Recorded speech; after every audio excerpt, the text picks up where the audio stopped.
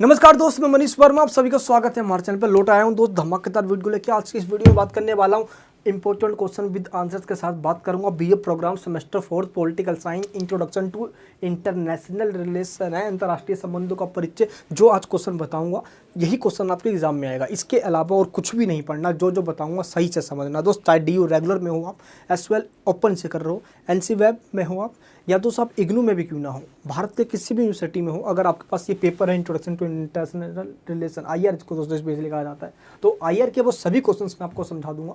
यही क्वेश्चन आपके एग्जाम में आएंगे, इसके अलावा कुछ पढ़ने की जरूरत नहीं है। इन क्वेश्चंस की जो आज मैं आपको बताने वाला हूँ, इनके मैं नोट्स भी आपको दूंगा, उसके लिंक नीचे डिस्क्रिप्शन बॉक्स में मिल जाएगी। 4th सेमेस्टर 6th सेमेस्टर के ऑलमोस्ट नोट्स हमारे आ चुके हैं, और भी नोट्स आ रहे हैं दोस्त, टाइप का काम चालू है। चलिए पहले आपको मैं ये समझा दूँ, जो हमारा टॉपिक है आईआर जिसको कहते हैं शॉर्ट में हम इंटरनेशनल रिलेशन, इसका मतलब क्या होता है। जैसे वर्ड से आपको समझ में आ रहा है अंतर्राष्ट्रीय, इसका मतलब ही होता है कि जब एक देश किसी दूसरे देशों के साथ अपने संबंध को बनाता है, रिलेशन को बनाता है, चाहे वह पॉलिटिकल क्षेत्र में, पॉलिटिकल फील्ड में, इकोनॉमिक फील्ड में, कल्चर, सोशल, इन सभी फील्ड के जितने भी एस्पेक्ट्स होते हैं, इन सबका स्टडी करना ही इंटरनेशनल रिलेशन कहलाता है। तो अंतर्राष्ट्रीय संबंध का मतलब हुआ एक देश आपस में तो रहते ही हैं, लेकिन एक देश का आस पड़ोस के साथ या दुनिया के किसी भी कंट्री के साथ संबंध कैसा है, उनको कंपैरेटिवली स्टडी करना।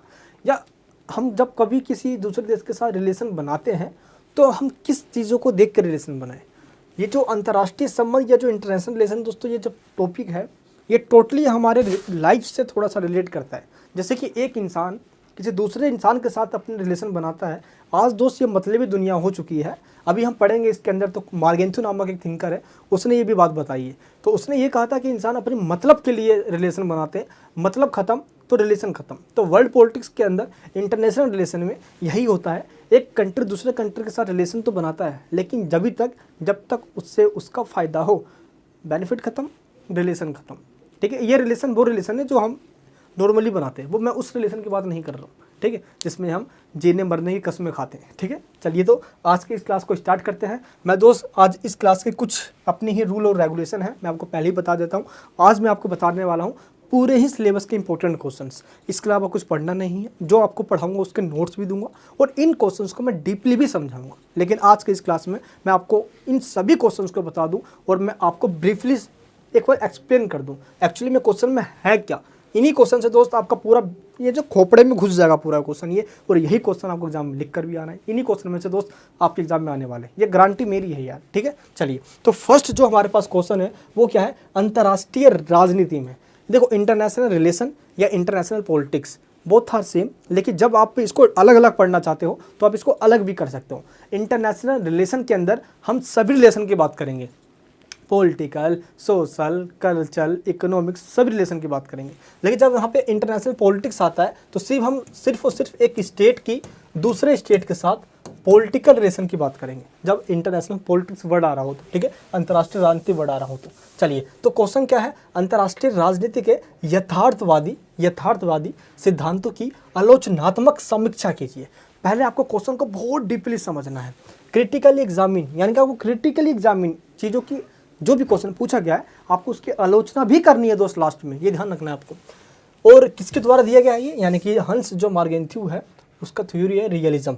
ठीक है, तो अंतर्राष्ट्रीय राजनीति के यथार्थवादी सिद्धांतों की आलोचना करनी है, इसको इंग्लिश में कहेंगे हम examine, critical examine theory of किसकी, हंस मार्गेंथ्यूस रियलिज्म।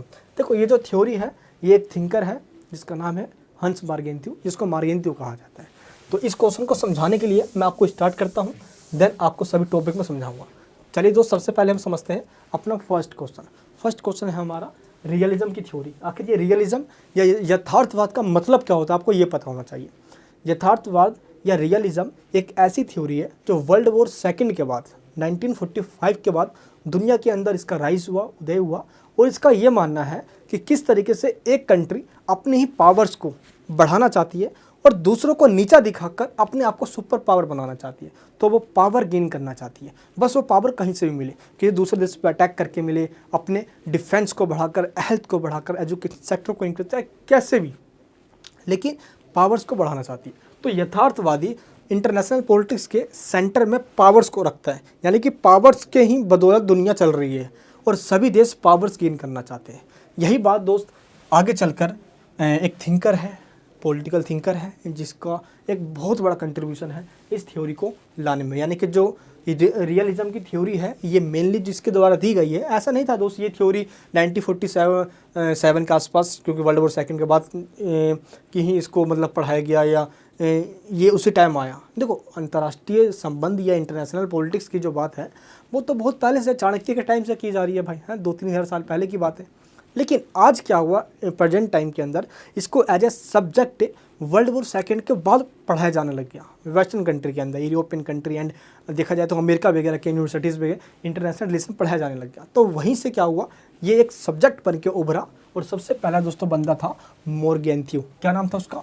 मोरगेंथ्यू। इस बंदे ने क्या किया, 1948 में एक बुक लिख दी और उस बुक का नाम था पॉलिटिक्स अमंग नेशन।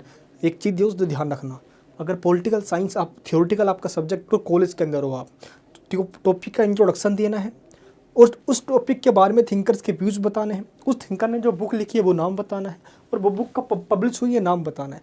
अगर आप मार्क्स चाहते हो और पास होना चाहते हो दोस्त ये सब करना पड़ेगा। क्लास 12th वगैरह के अंदर तो जस्ट जो ईयर्स वगैरह होते थे वो लिख देते थे, काम चल जाता, लेकिन यहाँ नहीं है। यहाँ पे आपको थिंकर्स के व्यूज़ जो उसकी स्टेटमेंट है वो भी बतानी होगी, वो स्टेटमेंट किस बुक में दिया वो भी बताना होगा।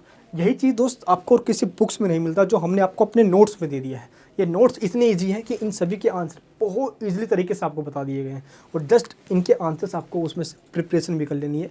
जो नोट्स आपको दी गई है लिंक नीचे डिस्क्रिप्शन बॉक्स के अंदर है। तो इस तरीके से जो रियलिज्म की थ्योरी है वो मोरगेंथ्यू के द्वारा 1948 के अंदर डेवलप की गई और इस थ्योरी का मतलब ही ये हुआ कि इंटरनेशनल रिलेशन के अंदर, इंटरनेशनल पॉलिटिक्स के अंदर एक स्टेट मतलब एक कंट्री दूसरे कंट्री से अपने पावर्स को बढ़ाना चाहता है और ये पावर इस तरीके से बढ़ाना चाहता है कि दूसरा कंट्री उससे नीचा रहे हमेशा। तो ये थ्योरी मोरगेंथ्यू के द्वारा दी गई है। इसको कहा जाता है यथार्थवाद।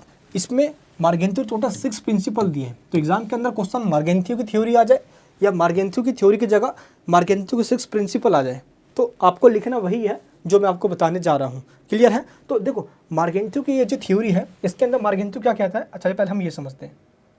देखिए दोस्तों, मोरगेंथ्यू ये कहता है कि किस तरीके से इंटरनेशनल रिलेशन के अंदर वर्ल्ड पॉलिटिक्स में एक इंसान, एक इंडिविजुअल दोस्तों एक इंसान होता है, इसकी तुलना इसने एक स्टेट से करी है। पहले आपको मैं एग्जांपल देकर समझाता हूँ, देन आपका टॉपिक समझ में आ जाएगा। जैसे एक इंसान दूसरे इंसान से अपनी स्टेटस को बढ़ाना चाहता है? गाड़ी घोड़ा बंगला बंदी संदी सब कुछ बढ़ाना चाहता है। उसको लगता है कि नहीं भाई मैं उस इंसान से कैसे आगे निकलूँ। जब हम क्लास 11th 12th में पढ़ा करते थे हम सोचते थे कि टेस्ट में हमारे मार्क्स अच्छे आए, हम फर्स्ट बेंच पे बैठे और मॉनिटर तो दोस्तों कुछ ज़्यादा चापलूसी क्या करता था, टीचर के पीछे घूमा करता था बस भाई, है तो टीचर का रजिस्टर लेकर टीचर से काम करके। तो ऐसा ही समझ लो वो अपना रुतबा बढ़ाना चाहता था स्कूल में और बच्चों के मुकाबले में, ऐसा ही है। तो सेम मोरगेंथ्यू ये कहता है कि एक इंसान जैसे जिस तरीके से अपने आप की स्टेटस को बढ़ाने के लिए लोग प्राइवेट जॉब भी तो है लेकिन गवर्नमेंट जॉब करते हैं, क्यों? स्टेटस को बढ़ाने के लिए।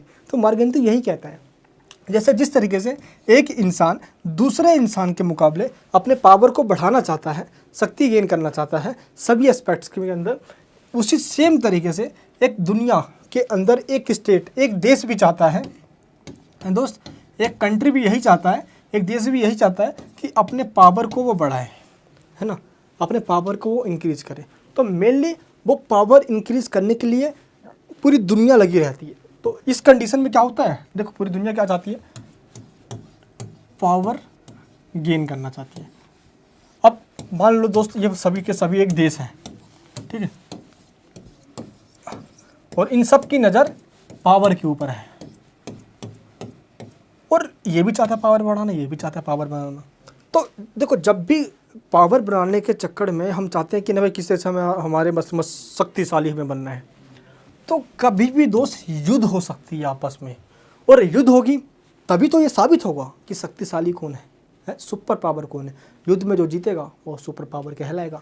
अब इसका एग्जांपल दिया था मोरगेंथ्यू, याद करो दोस्त जब वर्ल्ड वॉर फर्स्ट हुआ था 1914 से लेकर 18 तक, तो वर्ल्ड वॉर फर्स्ट के अंदर अमेरिका ब्रिटेन फ्रांस जीत गए थे, जर्मनी इटली ऑस्ट्रिया हंगरी सब हार गए थे। तो वर्ल्ड वॉर फर्स्ट क्या था, जस्ट स्ट्रगल फॉर पावर्स को बढ़ाने के लिए वर्ल्ड वॉर फर्स्ट हुआ था। यही पे बात नहीं रुक गई। 1939 के अंदर तो 1945 तक तो वर्ल्ड वॉर सेकंड हुआ। जर्मनी ने पोलैंड पर अटैक कर दिया था। क्यों हुआ था ये war? Just struggle for power. Germany दुनिया का पापा बनना चाहता था, लेकिन जर्मनी भूल गया कि दादाजी अभी बैठे हुए हैं। अमेरिका, रसिया सब ने मिलकर जर्मनी की ऐसी की तैसी करी और 30 अप्रैल 1945 को हिटलर दोस्त मैं कह सकता हूँ उसके बारे में यार कि किस तरह से उसने अपनी आत्महत्या कर ली। एक कंस्पिरेसी है इसके ऊपर भी, षड्यंत्र रचे गए काफ़ी सारे, बहुत सारी थ्योरीज कही जाती है, लेकिन फाइनली ये भी हुआ ना। तो जस्ट पावर स्केल के दो दुनिया में 2 वर्ल्ड वॉर हो गए, world war first, world war second. बात यहाँ भी नहीं रुकी, जस्ट पावर के लिए ही यूएनओ के अगर देखा जाए दोस्त 1945 के बाद ही कोल्ड वॉर स्टार्ट हो गया था। अमेरिका चाहता था सोवियत संघ से आगे निकलना, यूएसएसआर से आगे निकलना चाहता था। अब यूएसएसआर चाहता था यूएसएसआर से आगे निकलना। तो रियलिज्म की थ्योरी सही हुई ना, मार्गेंटियो की थ्योरी सही हुई ना कि दुनिया में वॉर की कंडीशन बनी रहती है। क्यों? क्योंकि लोग पावर गेन करना चाहते हैं। जैसे लोग पावर गेन करना चाहते हैं, वैसे ही एक देश पावर गेन करना चाहता है। तो सुपर पावर बनने की आड़ में कब युद्ध हो जाए पता भी नहीं चलेगा। World war first, world war second, cold war जीता जागते एग्जाम्पल है। ये दोस्तों मार्गेंटियो की थ्योरी है। क्लियर है? मैंने आपको जस्ट ब्रीफ में समझाया है। इस टॉपिक को डीपली समझाऊंगा तो बड़ा मजा आएगा। और मैं एक बात आपको बताता जाता हूँ दोस्त, जो टॉपिक मैंने वीडियो ऑलरेडी ही बना दी है उन सभी वीडियोस का लिंक नीचे डिस्क्रिप्शन बॉक्स में दे दूंगा ताकि आप उनको डीपली देख लो। ठीक है, चलिए। तो ये फर्स्ट क्वेश्चन है। इसकी आलोचना दोस्त ये करनी है, इसके अंदर इसकी आलोचना भी की जाती है। जैसे जिस तरीके से एक इंसान के रूप में इसने तुलना करी है। देखो सभी स्टेट नहीं चाहते हैं कि पावर गेन करना, बस पावर पावर पावर। भारत एक नरम देश है। भारत में भी सुना है कि भारत कभी किसी पे पावर गेन करना चाहता है, कभी आसपास पड़ोसी कंट्री पर युद्ध कर दे, वॉर कर दे। आज तक दोस्त हमारे तो रिकॉर्ड है, हमने कभी तो नहीं किया भाई किसी पे। तो ऐसा नहीं है कि सभी कंट्री इस तरीके से चाहते हैं कि पावर गेन करना, है ना। कुछ लोग, कुछ कंट्री शांति प्रिय भी हैं और वर्ल्ड में शांति भी चाहते हैं। और उनका ऐसा नहीं है कि पीसनेस के मतलब उनका लिए यह है कि दुनिया भर के अंदर वॉर की कंडीशन नहीं है। ठीक है, तो इसकी बात पे इसकी आलोचना भी की जाती है। ऐसा नहीं है कि दुनिया में हमेशा वॉर चलता रहता है ना। तो कभी कभार इसकी इस बात को कहकर आलोचना की जाती है। कभी दोस्तों ये भी कहा जाता है कि मार्गेंटियो ने जो कहा है कि आज इस टाइम, प्रेजेंट टाइम के अंदर जिस तरीके से एक इंसान दूसरे इंसान से आगे निकलना चाहता है, सोशलिस्ट इस सोसाइटी के अंदर स्टेटस को बढ़ाना चाहता है, वो तो बिल्कुल रियल है। लेकिन तो इसने ये कहा है कि वो मार काट है, हिंसा पे भी उतारू हो जाता है, वॉयलेंस भी करने लग जाता है।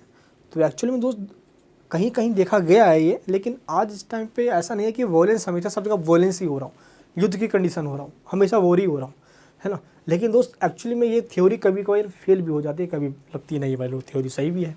अब देखो रसिया ने यूक्रेन पे अटैक कर दिया, मकसद क्या है ना, अमेरिका को दिखाना कि हम वही यूएसएसआर हैं, बेटा भूल गया क्या, समझे। तो इस तरीके दोस्त ये थ्योरी कहीं फेल है, कहीं पे इसकी आलोचना भी की गई है। तो जो हमारे नोट्स हैं उसके अंदर इसकी साफ आलोचना करके मैंने आपको लिख कर दे दिया है ताकि आप उसको उसी तरीके से समझ लो। तो ये हमारा फर्स्ट क्वेश्चन है। क्वेश्चन के अंदर दोस्तों आपको इंट्रोडक्शन लिखना है, थिंकर की स्टेटमेंट लिखना है, टू द पॉइंट्स डायग्राम और फ्लो चार्ट में दोस्तों आपको आंसर को प्रेजेंट करते हुए टू द पैराग्राफ में आंसर को प्रेजेंट करना है। बड़े बड़े पैराग्राफ नहीं, छोटे छोटे पैराग्राफ 10 से 12 लाइन के। लास्ट में दोस्तों आपको एवोल्यूशन या आपको एक क्रिटिसिज्म देना है और सबसे लास्ट में आपको कंक्लूजन लिखना है, निष्कर्ष लिखना है। ये पूरा आंसर का फॉर्मेट है। आंसर कैसे लिखते हैं मैंने एक वीडियो बना रखी है, आप उसको जरूर देख लेना, लिंक नीचे डिस्क्रिप्शन में। क्लियर है, ये चीज़ समझ में आपको आ गया। अब नेक्स्ट क्वेश्चन में चलते हैं। जो क्वेश्चन बताऊंगा मैं इन सभी क्वेश्चंस की वीडियो भी दूंगा, डीपली वीडियो, वो 1.5 से 1.5 घंटे का वीडियो होगी, वो लिंक नीचे डिस्क्रिप्शन में सभी वीडियोज़ को मैं दूंगा, आप उनको अच्छे से देखना। ठीक है, चलिए सेकेंड क्वेश्चन है केनेथ वोल्टेज के नव यथार्थवादी सिद्धांत का परीक्षण के लिए। अब दोस्त जैसे ही ये जो थ्योरी थी यथार्थवादी यानी कि रियलिज्म की थ्योरी, अब रियलिज्म की थ्योरी के बाद एक नई थ्योरी आई तो जिसको बोला गया नव यथार्थवादी, न्यू रियलिज्म या न्यू रियलिस्ट थ्योरी। अब ये थ्योरी क्या थी दोस्त, ये जैसे ये थ्योरी मार्गेंटियो के द्वारा दी गई, वैसे ही दोस्त न्यू रियलिज्म की थ्योरी केनेथ वोल्टेज के द्वारा दी गई। किसके द्वारा? केनेथ वोल्टेज के द्वारा।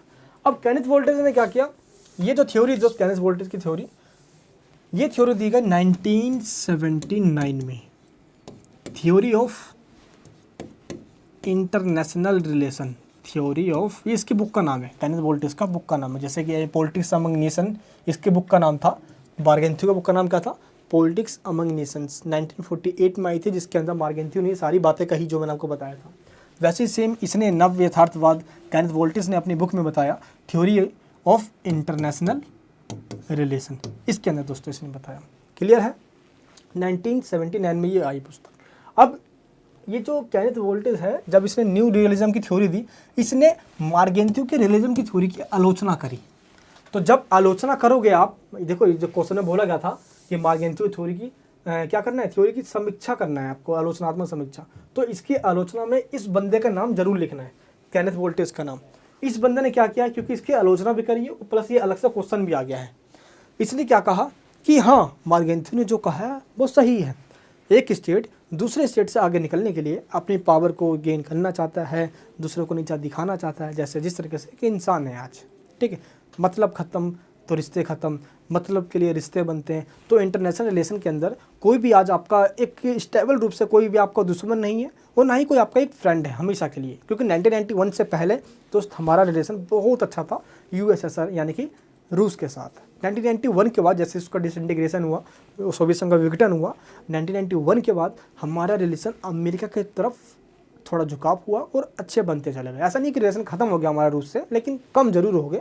और रिलेशन हमने क्या किया, अमेरिका से बनाना स्टार्ट किया, क्योंकि सोवियत संघ हार और अमेरिका की जीत हुई थी, कैपिटलिज्म की जीत हुई थी, सोशलिज्म हार गया था। तो इस तरीके से हुआ क्या, अब यहाँ पे एक जो थ्योरी है केनेथ वोल्टेज, उसने कहा कि हाँ भाई ये सारी बात ठीक है मार्गेंत्यू ने जो कही है, लेकिन मार्गेंत्यू ने जो ये कहा है कि दुनिया में वॉर की कंडीशन बनी रहती है, इस बात को लेकर केनेथ वोल्टेज यानी कि जब न्यू रियलिज्म है, इसने रियलिज्म की आलोचना, क्रिटिसिज्म करी है। और इसने ये कहा है कि दुनिया में जो वॉर की कंडीशन बनी रहती है उसका रीज़न ये है कि कोई भी सुप्रीम पावर नहीं है, कोई भी सुप्रीम पावर नहीं है। अगर कोई सुप्रीम अथॉरिटी हो या कोई सुप्रीम पावर हो जो मीडिएटर की रोल निभा सके, कोई मध्यस्थता की बिचौलिया बन सके, आपस में कहीं बोर हो रहा हो, कहीं पे कोई भी डिस्प्यूट हो रहा हो तो उनको शांत करवा सके, है ना। तो एक सुप्रीम स्टेट होना चाहिए, सुप्रीम अथॉरिटी होनी चाहिए जो आपस में समझा बुझाकर शांति तरीके से चीज़ों को हल कर सके, सोल्व कर सके। तो ये कहना है दोस्तों इसका केनेथ वोल्टेज का। तो केनेथ वोल्टेज ने ये कहकर इसकी आलोचना करी है। तो मेन जो है वो जो एक अराजकतावादी जो अंतर्राष्ट्रीय संरचना है, ये वर्ड यूज़ किया है केनेथ वोल्टेज ने। क्या कहा कि जो इंटरनेशनल जो ऑर्गेनाइजेशन है या जो इंटरनेशनल सिस्टम है कि टोटली एक अनार्किस्ट बन चुका है। अनार्किस्ट मतलब ये होता है जब कोई भी सुप्रीम पावर ना हो जो आपस में मीडिएटर की भूमिका निभा सके, है ना, चीज़ों को मतलब कि एकोमोडेशन बनाने के लिए, बैलेंस बनाने रखने के लिए, वो ऐसा कोई सुप्रीम पावर है ही नहीं। आप लोग कहोगे भाई सर है तो यूएनओ तो बस पाँचों की एक झोली में बैठ जाती है यार, कभी अमेरिका, कभी ब्रिटेन, कभी फ्रांस, कभी चाइना, कभी रसिया आ जाता है भाई। तो इन पाँचों के हैं बल पे कभी अमेरिका बिटो करता है, कभी रसिया बिटो करता है, बाकी तो सब कुछ एग्जिस्टेंस इसकी है ही नहीं यार, ज़रा सोचो एक बार। तो इसमें सुधार की ज़रूरत है। लेकिन देखा जाए तो इराक पे जब 2003 में अमेरिका ने अटैक कर दिया तब तो यूएनओ नहीं था भाई। अभी यूक्रेन पे रसिया ने अटैक कर दिया तब तो यूएनओ नहीं था भाई, हैं। सोचो ज़रा एक बार, आए दिन अमेरिका कुछ गड़बड़ कर दे, रसिया गड़बड़ कर दे, चाइना दोस्त इधर ताइवान को खाया जा रहा है, निगले जा रहा है, तब तो यूएनओ नहीं है भाई। तो यूएनओ क्या कर लेगा, क्या पाट लेगा यूएनओ, आप खुद सोचो जरा एक बार। तो इस तरीके से कहा जा सकता है तो अंतर्राष्ट्रीय राजनीति के अंदर कोई भी सुप्रीम पावर नहीं है जो मीडिएटर की भूमिका निभा सके। इसलिए ये जो युद्ध की कंडीशन वर्ड यूज़ किया है वॉर की कंडीशन रियलिज्म के अंदर मार्गेंत्यू ने, ये कंडीशन इसलिए है क्योंकि कोई सुप्रीम पावर नहीं है।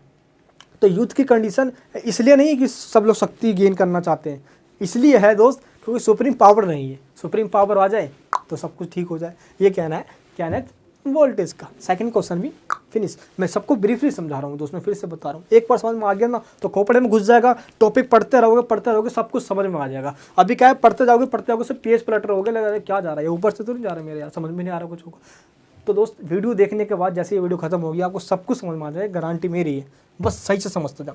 नेक्स्ट क्वेश्चन है आप सभी को देखना है यहाँ पे, अंतर्राष्ट्रीय संबंधों के अध्ययन में जे.एन. टिकनर द्वारा प्रतिपादित नारीवादी उपागम पर निबंध लिखिए। यानी कि दोस्त एक फेमिनिस्ट है, फेमिनिस्ट अप्रोच का नाम आपने सुना हो तो फर्स्ट ईयर के अंदर ही पढ़ाया जाता है।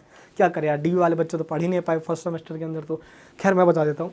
फेमिनिस्ट या फेमिनिज्म उसे कहा जाता है, एक मैं भी फेमिनिज्म हूँ, एक आ भी फेमिनिज्म हूँ, दुनिया का हर वो इंसान एक फेमिनिस्ट है जो महिलाओं की राइट्स की बात करता है। क्लियर है। तो एक फेमिनिस्ट हम उसे कहेंगे जो वुमेन्स की राइट्स की बात करता है, वुमेन्स इक्वालिटी पे बात करता है। जो पेट्रियार्कल सिस्टम है हमारे देश में, जो दुनिया में चला आ रहा है कि पुरुष प्रधान समाज हमारा पेट्रियार्कल सिस्टम, कि जो पिता की संपत्ति है जो पुत्र की होगी, पुत्र की संपत्ति उसके बेटे की होगी, प्रॉपर्टी में महिलाओं या बेटियों को, स्त्रियों को कोई अधिकार नहीं होगा। और भी दोस्तों कई राइट्स महिलाओं को नहीं दिया जाता, हमेशा उनको चार दीवारी में बंद किया जाता है। तो महिला क्या कहती है कि हमें पुरुषों के मुकाबले में इक्वलिटी मिलना चाहिए। हम नहीं कहते कि उनसे हमें ज़्यादा मतलब कि विशेष अधिकार दो, है ना, स्पेशल राइट दो, लेकिन कम से कम इक्वलिटी का व्यवहार करो, जैसा कि दोस्त दुनिया में देखा गया है। इसलिए दुनिया भर के अंदर एक मूवमेंट चला था, ये 19 सेंचुरी 20 सेंचुरी में, आज भी दोस्तों चल रहा है ये, उसको कहा गया फेमिनिज्म, नारीवादी आंदोलन, जो महिला और पुरुष में समानता की बात करती है। तो फेमिनिस्ट अप्रोच के एक थिंकर हैं, उनका नाम क्या है? उनका नाम है क्या दोस्त? टिकनर। क्या नाम है दोस्त उनका? J.N. टिकनर। J.N. टिकनर दोस्त एक फेमिनिस्ट है, और ये फेमिनिस्ट होने के नाते इन्होंने एक लिबरलिज्म की थ्योरी को प्रमोट किया है, उदारवाद की थ्योरी। उदारवाद एक कैसी थ्योरी है जो दुनिया भर के अंदर फ्रीडम को, लिबर्टी को, इक्वलिटी को, डेमोक्रेसी को प्रमोट करने की बात करती है। गवर्नमेंट की मिनिमम इंटरफेयर की बात करती है, गवर्नमेंट मिनिमम इंटरफेयर करे, लोग अपना काम खुद कर लेते। तो ये कैसी थ्योरी है? लिबरलिज्म की। उदारवाद, उदार खुलापन होना चाहिए, लोगों को स्वतंत्रता होनी चाहिए, ये थ्योरी उदारवाद की। अभी डीपली समझेंगे आगे आने वाले क्वेश्चंस में, मैं बताऊंगा इसके बारे में। तो इसी की सपोर्टर हैं J.N. टिकनर। तो टिकनर ने क्या किया, दुनिया भर के अंदर दोस्त देखो सभी अब इसमें भी देखा, इसमें भी थिंकर आए अपने विचार दिए, इसमें भी थिंकर अपने विचार दिए। अब नेक्स्ट जो है अंतर्राष्ट्रीय संबंध के अंदर, इंटरनेशनल रिलेशन में J.N. टिकनर के क्या विचार हैं, इन्होंने क्या कहा है, इसमें समझते हैं। जैसे कि सबकी अपनी अपनी बुक आ रही थी, तो इन्होंने भी अपनी बुक लिख दी भाई, ये क्यों पीछे रहेंगे। जेंडर इन इंटरनेशनल रिलेशन, क्या नाम है भाई? Gender in international relation. जब भी दोस्त आलोचना लिखोगे ना आप रियलिज्म की, तो इसकी भी बात लिखनी है, केनेथ वोल्टेज की न्यू रियलिज्म वाली, और इनकी भी बात लिखनी है, J.N. टिकनर की भी बात लिखनी है कि J.N. टिकनर ने जेंडर इन इंटरनेशनल रिलेशन में रियलिज्म की थ्योरी की क्रिटिसिज्म करी है। रियलिज्म की दोस्तों थ्योरी जो यथार्थवादी थ्योरी है, इसे क्रिटिसिज्म करी है। अब मैं बताता हूँ कि J.N. टिकनर ने क्या कहा है अपनी बुक के अंदर। ऐसा देखो, रियलिज्म ने सेंटर में क्या रखा था दोस्त, अभी हमने देखा था कि जो रियलिज्म की थ्योरी है उसने सेंटर में क्या रखा था, उसने सेंटर में रखा था पावर को, है ना। जो रियलिज्म की दोस्तों थ्योरी है उसने सेंटर में रखा था पावर को, कि सेंटर में पावर रहती है और सभी कंट्री आपस में झगड़ते रहते हैं पावर को गेन करने के लिए, तो युद्ध की कंडीशन, वॉर की कंडीशन बनी रहती है। इसकी आलोचना करी केनेथ वोल्टेज ने। कौन दोस्तों? अब आइए J.N. टिकनर। J.N. टिकनर ने अपनी बुक के अंदर, J.N. टिकनर ने अपनी बुक के अंदर, जिसका नाम था जेंडर इन इंटरनेशनल रिलेशन, अपनी बुक के अंदर इस बात की क्रिटिसाइज किया कि रियलिज्म में मार्गेंटी ने सेंटर में पावर को रखा है, जबकि पावर नहीं, सेंटर में जेंडर होना चाहिए, जेंडर होना चाहिए। कहने का मतलब यह है कि अंतर्राष्ट्रीय राजनीति में, इंटरनेशनल पॉलिटिक्स के अंदर हमेशा से महिलाओं को दरकिनार रखा गया है, उनको कोई रिप्रेजेंटेशन का तरीका ही नहीं मिला है। या ना दोस्तों इंटरनेशनल ऑर्गेनाइजेशन के अंदर, ना इंटरनेशनल पॉलिटिक्स के अंदर महिलाओं को उनका बराबरी का दर्जा नहीं मिला है। आज भी दोस्त हम देखेंगे तो मतलब कहने का मतलब ये है कि तमाम जितने भी सुप्रीम जो पोस्ट होंगे, या दोस्तों चाहे देशों के अंदर, किसी भी कंट्रीज़ के अंदर, या UNO वगैरह के अंदर, ज़्यादातर पोस्ट पे सिर्फ पुरुषों का अधिकार होता है। क्यों? महिलाओं का अधिकार क्यों नहीं होना चाहिए भाई? तो यही बोलती है J.N. टिकनर कि महिलाओं को भी वही अधिकार मिले जो पुरुषों को मिल रहा है, मेल और फीमेल में इक्वलिटी हो। और इंटरनेशनल पॉलिटिक्स के अंदर, इंटरनेशनल रिलेशन के अंदर, चाहे मार्गेंटी हो गया, केनेथ वोल्टेज हो गया, इन सब ने क्या किया? J.N. टिकनर ने ये कहा इन सब ने महिलाओं को इग्नोर किया है, महिलाओं की कहीं बात ही नहीं करी है। जबकि इंटरनेशनल पॉलिटिक्स के अंदर वुमेन्स की भी बात होनी चाहिए, ताकि वो भी कंट्री को रिप्रेजेंट करें, उनकी भी भाई अपनी पर्सनल चॉइस होती है, उनकी भी बात होती है। तो यही बात कहकर जेंडर को सेंटर में रखना चाहिए, ना कि पावर्स को। जेंडर में रखेंगे तभी दुनिया भर की दोस्त एक कम्युनिटी, एक महिलाओं की कम्युनिटी का भला हो पाएगा। ये बात दोस्तों J.N. टिकनर के द्वारा कही गई है। ये होगी J.N. टिकनर की थ्योरी। नेक्स्ट टॉपिक है दोस्त हमारे पास, वर्ड इज डेटांत। इसको दोस्त हिंदी में डेटांत कहा जाता है, हिंदी में डेटेंट कहते हैं इसको। डिस्कस करना है हमें मेन रीजन्स क्या है, किसकी मेन रीजन्स क्या है, इसके राइज के और फॉल के, डेटेंट के, यानी कि तनाव स्थलीय डेटांत क्या है, तनाव स्थलीय के उदय और पतन के कारणों की विवेचना कीजिए। तो जब कोल्ड वॉर चल रहा था 1945 के बाद, दुनिया भर के अंदर कोल्ड वॉर स्टार्ट हुआ, और इस कोल्ड वॉर के अंदर USA और USSR दो ग्रुप्स में डिवाइड हो गए। इसने भी अपने ग्रुप के अंदर छोटे छोटे देशों को शामिल करना स्टार्ट कर दिया, और इसने भी दोस्तों स्टार्ट कर दिया, USSR ने भी, कहते नहीं अपनी लैंग्वेज में बंदे बनाने स्टार्ट कर दिए। जिसने सोचा जो ज़्यादा बंदे बनाएगा वो दुनिया पर राज करेगा भाई। अब यूएसएसआर और यूएसए इन्होंने ये सोच लिया। इसीलिए दोस्त अब क्या हुआ, यूएसएसआर और यूएसए के बीच में 1945 से लेकर 1962 तक बड़ा भयंकर तरीके से दोस्त युद्ध चला।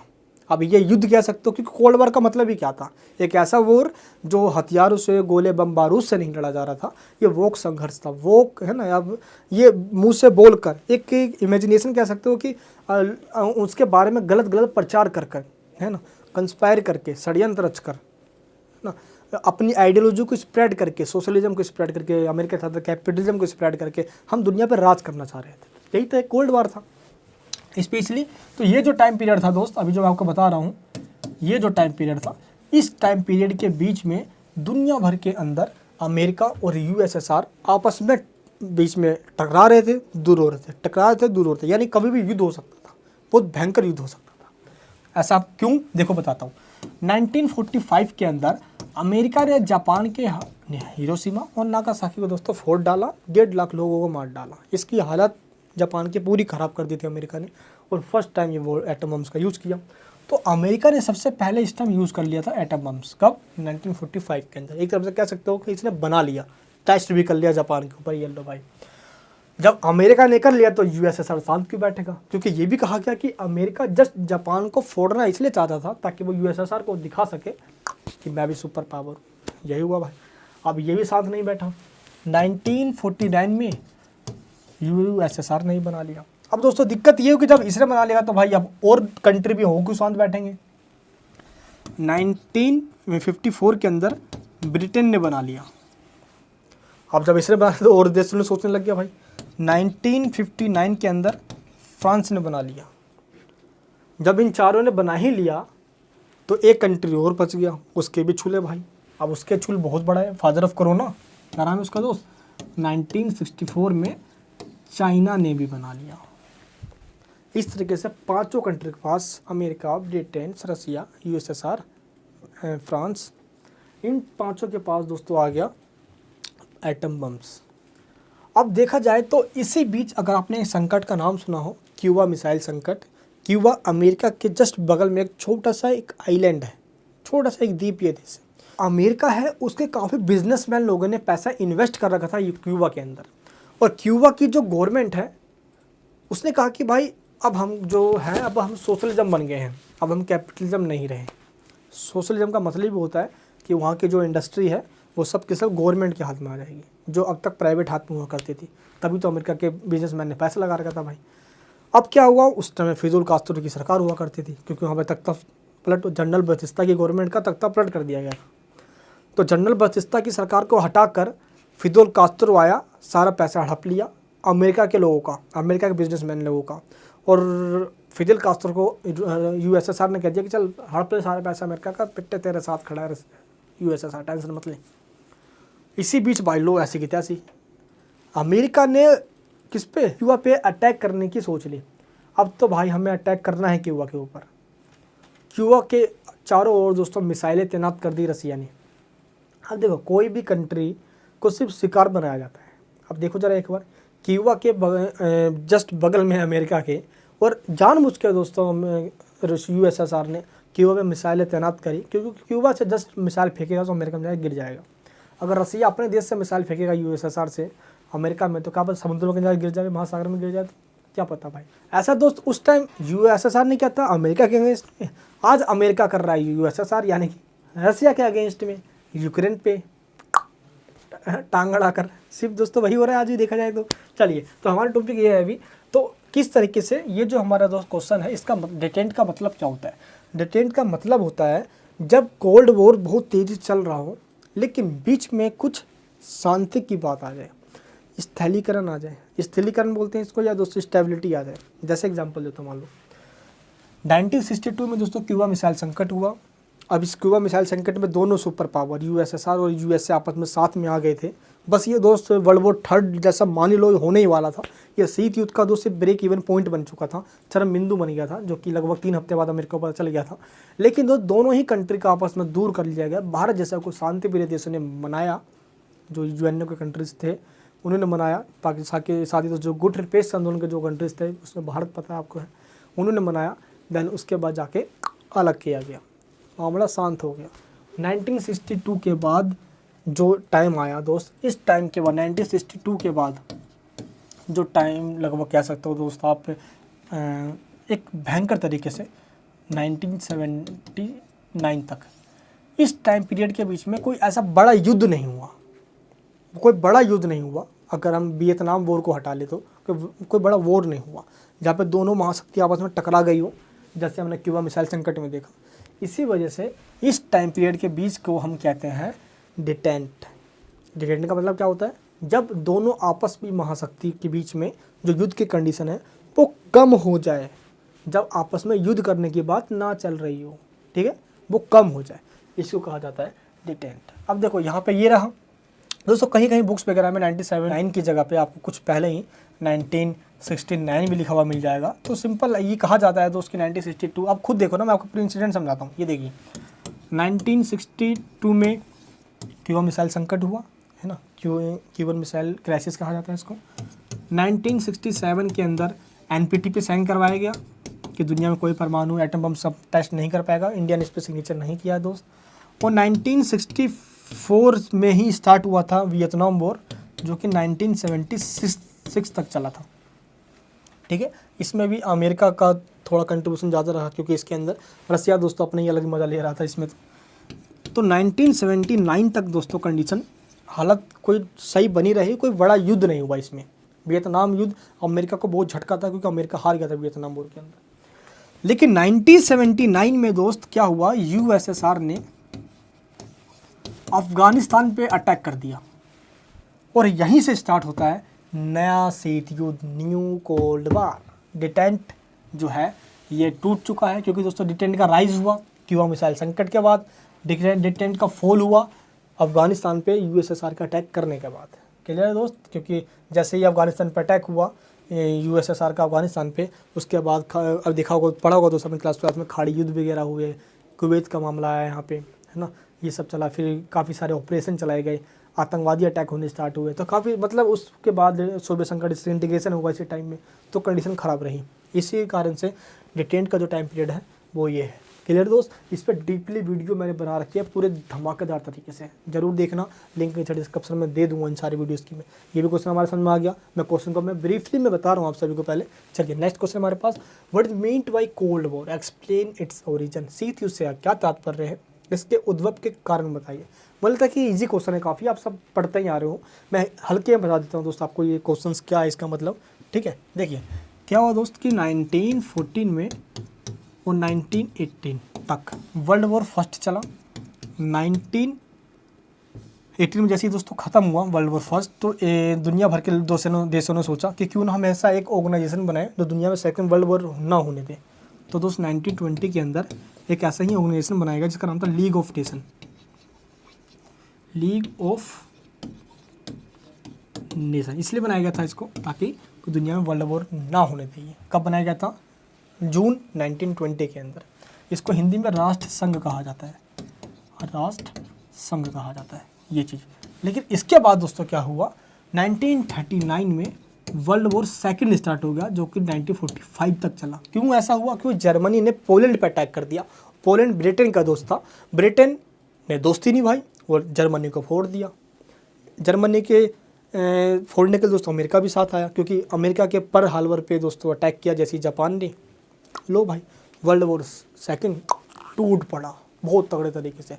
अब दोस्तों एक तरफ एक्सिस पावर थे, है ना, एक तरफ अलियांस पावर थे। जर्मनी, जापान और इटली, इनका एक ग्रुप था, जिनको क्या कहते हैं जिनको दोस्तों, एक्सिस पावर, है ना, ये धुरी राष्ट्र। एक तरफ हमारे अलियांस पावर थे, अमेरिका, ब्रिटेन, फ्रांस, रसिया, चाइना, इन सबको एक तरफ मान सकते हो आप। ये सब थे एक अलियाड पावर, मित्र राष्ट्र। हुआ ये कि जर्मनी हारा, हालत ख़राब। इटली, जापान, सबकी हालत, तो जापान तो पता, हिरोशिमा नागासाकी सब खत्म हो ही गया भाई। अब इसके बाद यानी वर्ल्ड वॉर सेकंड के बाद अमेरिका को ये लगने लगा कि मैं पावरफुल भाई दुनिया के अंदर। USSR कहता चल बेटे मैं हूँ तेरे से पावरफुल, तेरे पास है ही क्या चीज़। और यही दिखाने के लिए कि USSR से ज़्यादा पावरफुल है अमेरिका, उसने जापान पे दोस्त एटम बम से अटैक कर दिया था। और इतना मकसद नहीं था अटैक करने का, जापान हार मान ही वाला था, जस्ट बस उन्हें अटैक कर दिया सिर्फ ये दिखाने के लिए कि वो एक सुपर पावर है। और दोस्त हुआ ये कि दुनिया भर के अंदर तू मैमे के बीच में एक वॉर स्टार्ट हो गया। इस तू मैमे की वॉर को हमने कोल्ड वॉर कहा, जो कि 1947 में अमेरिका के अंदर जो एक प्रोफेसर थे, वर्नेड उनका नाम था, उन्होंने ये वर्ड यूज़ किया। जब से दोस्त इसको कोल्ड वॉर का नाम दे दिया। ये कोल्ड ठंडा युद्ध है। ये ठंडा इसलिए क्योंकि ये गोले बारूद हथियारों से दर्द दर्द खून खराबा नहीं हो रहा, मारकाट नहीं हो रहा इसमें। बस हम जो षड्यंत्र के द्वारा, पॉलिटिकल एजेंडा के द्वारा, प्रचार प्रसार के द्वारा अपनी आइडियोलॉजी को स्प्रेड करके दूसरे कंट्री को कमज़ोर करना चाहते हैं। तो यही एक कोल्ड वॉर होगा। ठीक है, चलिए, तो ये चीज़ आपको पता ही है यार। कोल्ड वॉर के काफ़ी सारे रीज़न थे, लेकिन कोल्ड वॉर की स्टार्टिंग 1945 के बाद मानी जाती है। लेकिन दोस्त कहने की बात तो है 1917 से ही, क्योंकि 1917 में दुनिया में एक ऐसी आइडियोलॉजी का जन्म हुआ जो पहले कभी नहीं थी। वो आइडियोलॉजी थी सोशलिज्म, जो कि रसिया के अंदर आई। और रसिया चाहता था दुनिया भर के अंदर अपनी आइडियोलॉजी को फैलाना। दुनिया की कंट्री क्या हो, आइडियोलॉजी में सोशलिज्म को फॉलो करे। सोशलिज्म एक ऐसी थ्योरी है, समाजवाद की थ्योरी, जहाँ पे सब कुछ स्टेट कंट्रोल होता है, यानी कि स्टेट के कंट्रोल में सब कुछ है। बैंक, इंडस्ट्री, घर, दौलत, सब कुछ, खेती बाड़ी, एग्रीकल्चर, सब कुछ गवर्नमेंट डिसाइड करिए क्या करना है क्या नहीं करना है। लेकिन अमेरिका में तो कैपिटलिज्म है, वहाँ पे तो पूंजीवादी व्यवस्था है। वहाँ पे गवर्नमेंट कम और प्राइवेट सेक्टर ज़्यादा डिसाइड करती है। हम और आपके जैसे लोग खुद डिसाइड कर लेंगे मार्केट में कितने सामान में ये पेन बिकने वाला है भाई। लेकिन सोशलिज्म में क्या होगा, ये पेन कितने का बिकेगा ये गवर्नमेंट डिसाइड करेगी। तो गवर्नमेंट कंट्रोल इकोनॉमी होती है सोशलिज्म में, और कैपिटलिज्म में स्टेट कंट्रोल ना होकर प्राइवेट कंट्रोल होती है। अंबानी अंडानी जैसे लोग सब कुछ संभाल लेते हैं। हाई समझ में एग्जाम्पल देके बता रहा हूँ भाई आपको। चलिए, तो 1970 से ही दोस्तों कोल्ड वॉर स्टार्ट एक तरफ से हो गया था, जो कि 1945 में दिखा, जब अमेरिका और यूएसएसआर आपस में एक होड़ सी लग गई, हथियारों की होड़ लग गई। पावर ऑफ फोर्स कर दोस्त कह सकते हैं, पावर गेन करने के लिए एक होड़ सी लग गई, स्ट्रगल फॉर पावर, और इसको कहा गया कोल्ड वॉर। तो काफ़ी सारे दोस्तों इस तरीके से इसका ओरिजिन हुआ, और इसके रीजन काफ़ी सारे हैं। नोट्स मैंने सारे दे दिए आपको, प्लस इसके डीपली वीडियो बना रखी है मैंने, आप देख सकते हो। गुट निरपेक्षता आंदोलन के उद्भव व विकास। देखो, गुट निरपेक्ष दोस्तों जो आंदोलन है ये इसलिए ही बना क्योंकि दुनिया भर के कंट्री में जब कोल्ड वॉर स्टार्ट हुआ भाई, देखो 1945 का जब टाइम था, तो 1945 से लेकर 1950 के बीच में दुनिया में दोस्त लगभग 100 कंट्री फ्रीडम है, इंडिपेंडेंट हुए। 100 कंट्री दोस्तों, लगभग 100 कंट्री आज़ाद हुई। अब इसमें भारत भी था, श्रीलंका भी था, बगल में म्यांमार था जिसको बर्मा कहा जाता था, ये भी कंट्री, 100 कंट्री लगभग आज़ाद हुए। तो इन कंट्री को लगा भाई यूएसए में जाएंगे तो यूएसएसआर से दुश्मनी हो जाएगी है, अगर इसमें गए तो इससे दुश्मनी हो जाएगी। और ये कंट्री जो नए नए आज़ाद हो रहे हैं दोस्त, उनका तो अपना खाने पीने का कुछ तो था ही नहीं भी, ये कहाँ से दुश्मनी लेंगे भाई। इसलिए इन्होंने आपने सोचा क्यों ना अपना एक ग्रुप बना लिया अलग से। हम उसी दोस्तों ग्रुप को कहा गया हमने नैम। ये लेकिन नैम दोस्त ऑफिशियली 1961 बेलग्रेड कॉन्फ्रेंस के अंदर, जो कि यूगोस्लाविया की कैपिटल बेलग्रेड, वहाँ पे बनाया गया। लेकिन इससे पहले ही 1955 के अंदर बांडुंग कॉन्फ्रेंस के अंदर ये डिसाइड कर लिया गया था कि हम नैम बनाएंगे, नॉन अलाइज मूवमेंट, जो किसी गुट में शामिल नहीं होगा, ना इसके किसी ग्रुप में शामिल नहीं होगा। और इस तरीके से दुनिया के अंदर एक अलग ही ऑर्गेनाइजेशन बन गई, कैसे तो एक मूवमेंट चलाई गई जिसका नाम था नैम। ठीक है, गुट निरपेक्ष आंदोलन, गुटों से निरपेक्ष रहकर, अलग रहकर, दोनों से हेल्प लेना, अगेंस्ट में नहीं जाना दोस्त, बल्कि दोनों से हेल्प लेना। क्लियर है, क्योंकि दोस्त अगर अगेंस्ट में गए तो भी दिक्कत है भाई, और अगर इतना दोस्तों नए नए कंट्री आज़ाद हुए थे भाई, झेल तो पाएंगे नहीं भाई, कैसे कर लेंगे। इसलिए इन्होंने डिसाइड किया कि हम दोनों से अलग रहेंगे। इसको स्टार्ट करने में दोस्त भारत के जवाहरलाल नेहरू, मिस्र, घाना, यूगोस्लाविया और इंडोनेशिया, इन 5 कंट्रियों का सबसे बड़ा कंट्रीब्यूशन रहा। ठीक है, चलिए, तो नेक्स्ट क्वेश्चन हमारे पास क्या ही देखते हैं हम। ये हमारे पास क्वेश्चन हो गया, और इसमें एक चीज़ और पूछा है दोस्त, देखिए रिलेवेंस भी पूछा है। रिलेवेंस का मतलब क्या होता है, इम्पोर्टेंस, महत्व। किसका मतलब होता है ये, रिलेवेंस का मतलब, यानी कि आज भी नैम का उतना ही महत्व है जितना पहले हुआ करता था। ऐसा इसलिए, बेशक दोस्त आज दुनिया में दो सुपर पावर नहीं रही, क्योंकि इसका मतलब था कि दोनों सुपर पावर के बीच में कभी युद्ध ना हो, उनको शांति बना कर रखना, डिसआर्मामेंट की बात करना, निशस्त्रीकरण की बात करना, दुनिया में वेपन्स को बढ़ावा ना मिले, प्रमोशन ना किया जाए, और कोई देश किसी देश को गुलाम ना बनाए, है ना, इंपीरियलिज्म का एंड कोलोनाइजेशन का अपोज करते थे एंड डेवलपमेंट की बात करते थे। तो दोस्त देखा जाए जैसे कोल्ड वॉर ख़त्म हुआ 1991 में, सोवियत संघ का डिसइंटीग्रेशन हुआ, तो ऐसे ही बहुत मुद्दे थे जिसको लेकर ये देश आपस में सहयोग हेल्प कर सकते थे।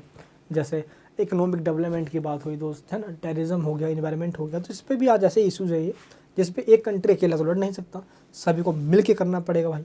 इसलिए इसको आज भी रखा गया है और इसकी आज भी इतनी रिलेवेंसी है जितनी पहले हुआ करती थी। ठीक है, नेक्स्ट क्वेश्चन क्या हमारे पास, चलिए दोस्तों नेक्स्ट क्वेश्चन की हम बात करते हैं।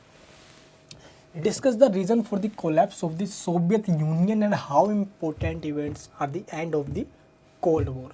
सोवियत यूनियन के विघटन के कारण को स्पष्ट कीजिए।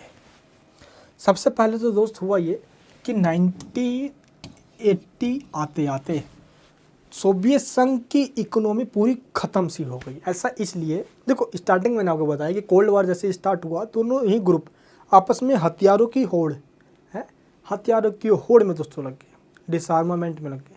और इसी वजह से एक कंट्री चाहता अपने वेपन्स को बढ़ाना, इकोनॉमी जाए पहाड़ में, और इस थ्योरी को भाई अपना लिया यूएसएसआर ने। हुआ क्या, जनता में को क्या मिल रहा है, डेवलपमेंट हो रही है नहीं हो रही है, जीडीपी कहाँ जा रही है, देश का विकास हो भी पा रहा है, लोग भूखे तो नहीं मर रहे हैं, बाढ़ में जाए।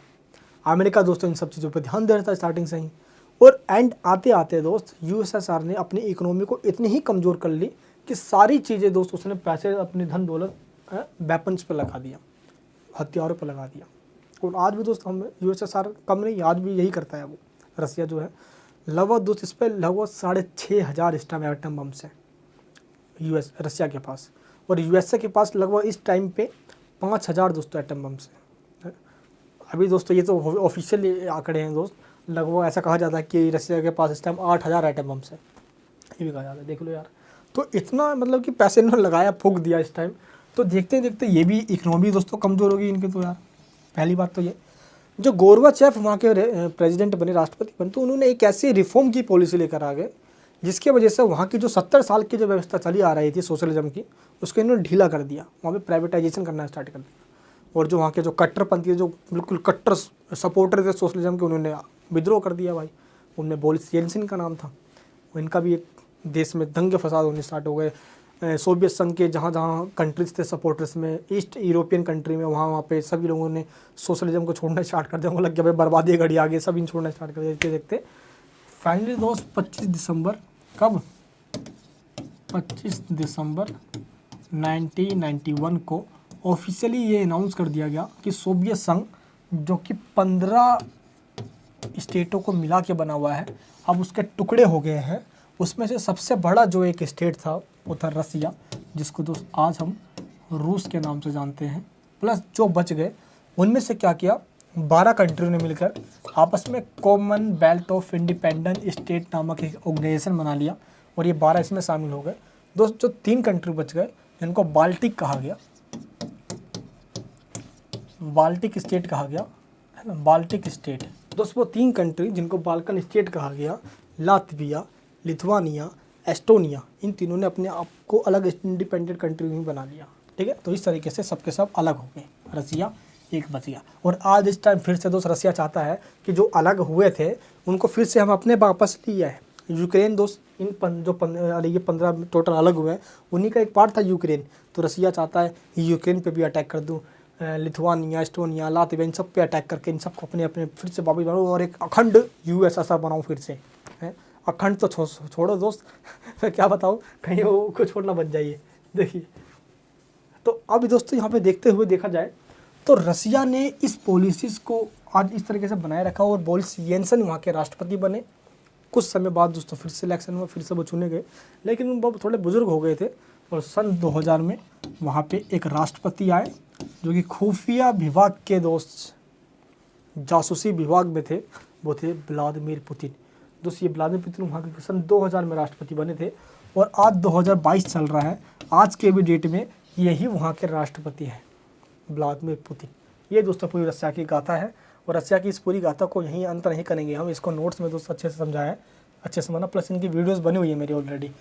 आदर्शवाद बनाम यथार्थवाद, इसकी दोस्त ऑलरेडी एक चैप्टर, जो फर्स्ट चैप्टर है हमारा, इसी यही उस फर्स्ट चैप्टर का नाम ही यही है, तो इसकी वीडियो आ चुकी है ऑलरेडी, तो इसको देख लीजिएगा आप। मैं फिर भी बता देता हूँ। आदर्शवाद ये कहता है, आइडियलिज्म ये कहता है कि दुनिया में क्या होना चाहिए एक स्टेट को कैसा बिहेव करना चाहिए और कैसा बिहेव नहीं करना चाहिए, यानी ये चाहिए वर्ड यूज करता है ना, what should we do. And यथार्थवाद यानी जो रियलिज्म है, इसको तो हमने पढ़ ही लिया।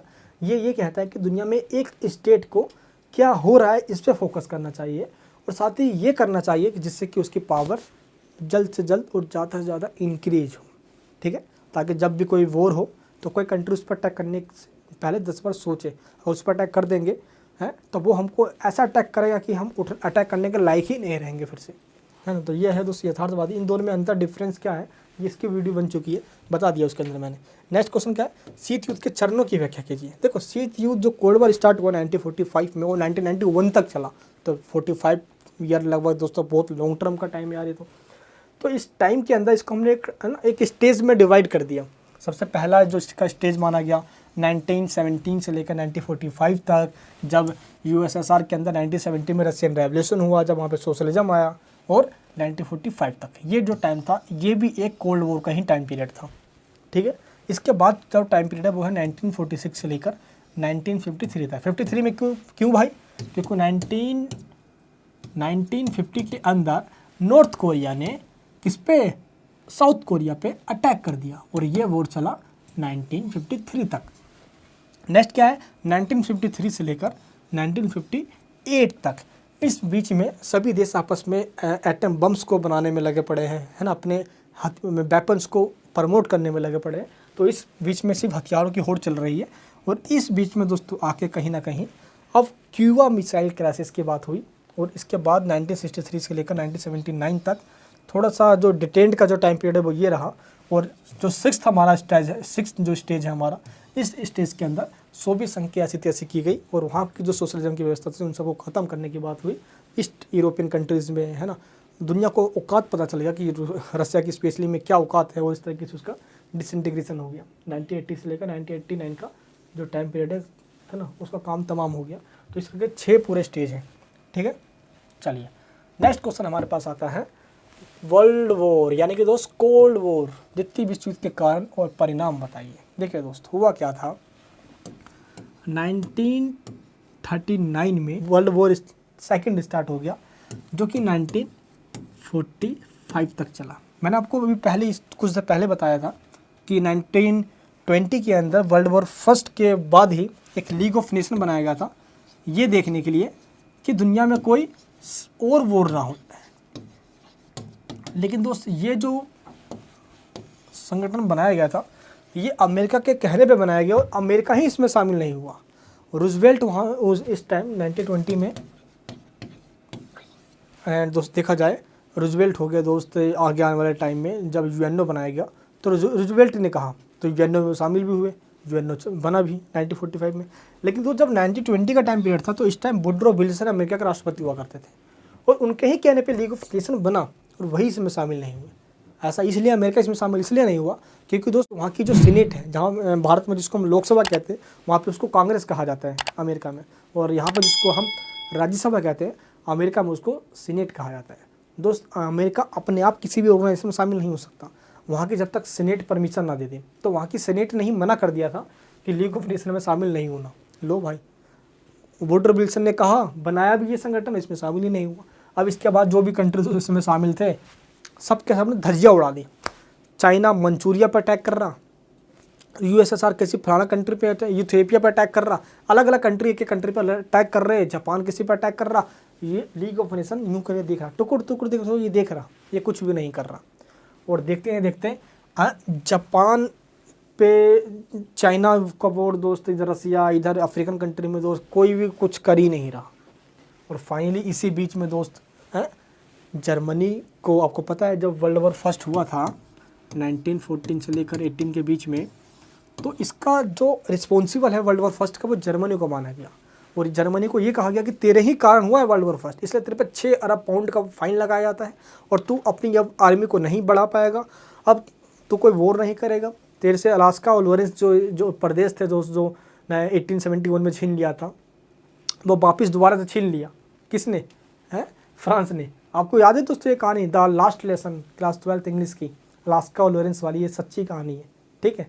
ये दोस्तों फ्रांस के अंदर जो ये फ्रेंच नाम का एक लड़का हुआ करता था, तो जो फ्रांस के अंदर जो फ्रेंच लैंग्वेज पढ़ाया जाता था और अलास्का और लॉरेंस के ऊपर जो जर्मनी ने अटैक कर दिया था 1871 में, और जर्मनी ने उस टाइम कहा था कि अब यहाँ पे जर्मन पढ़ाया जाएगा, अब जर्मनी यहाँ पे पढ़ाया जाएगा। तो दोस्त जो मिस्टर एम हैमल थे वहाँ पे लास्ट क्लास में पढ़ाया, भावुक से बहुत मस्त कहानी यार, बड़ा मज़ा आ गया था, दिल को टच करती थी यार वो तो स्टोरी यार। आपको याद होता कमेंट बॉक्स में बताना, ठीक है। तो उसी के बाद दोस्तों क्या हुआ, वर्ल्ड वॉर फर्स्ट में जर्मनी को एक रिस्पॉन्सिबल बनाया गया। जर्मनी के कारण ये वॉर हुआ है, उस पर जो पाउंड्स में फाइन भी लगा दिए गए। अब उसको ये भी कह दिया कि तो अपनी आर्मी को नहीं बनाएगा तो आर्मी इसको बढ़ाएगा नहीं, सब कुछ दोस्त रेस्ट्रिक्शन लगा दिया गया। और उसी टाइम जो जब ये घटना हो रही थी, इसी घटना को तो वर्साय की संधि कहा गया, ट्रीटी ऑफ वर्साइल कहा गया, कि ट्रीटी ऑफ वर्साइल के तहत अब इस पर फाइन लगा दिया गया, ना ये आर्मी को बढ़ाएगा, है ना। बहुत सारे दोस्तों इस पर रेस्ट्रिक्शन लगा दिए गए, यानी इसको एक काला कानून कहा जर्मनी वाले लोगों ने। और जब ये सारी घटना हो रही थी वर्ल्ड वॉर फर्स्ट, तो उस टाइम एक ऐसा लड़का जो जर्मनी की सेना में एक सिपाही था, सब देख रहा था, सब सुन रहा था, और उसको ये सब एक बेइज्जती से महसूस हो रही थी। अब उसको ये लगा कि बस अपने देश को अब आगे बढ़ाना है, और जो उसने ये कहना स्टार्ट कर दिया कि इन वेस्टर्न कंट्रीज़ के लोगों ने हमें बहुत बदनाम किया है। बताओ, वर्ल्ड वॉर फर्स्ट हुआ तो जिम्मेदार हमें ठहराया गया, हमारी मार ली गई, हमारे पर रेस्ट्रिक्शन लगा दिया गया, हमारे देश के अंदर सब कुछ पाबंदी लगा दी गई, हम पे फाइन लगा दिया गया। और भाषण देने में दोस्तों वो लड़का बहुत तेज़ था, बहुत तेज भाषण देता था, लोगों में दिल पे राज करने लगे। लोगों ने सोचा हाँ यार ये बंदा तो सही कह रहा है, इन वेस्टर्न कंट्री वालों ने हमारे साथ बहुत गलत किया है। और दोस्त यही कहते कहते 1933 में ये बंदा वहाँ का चांसलर बन गया, और इस बंदे का नाम था हिटलर।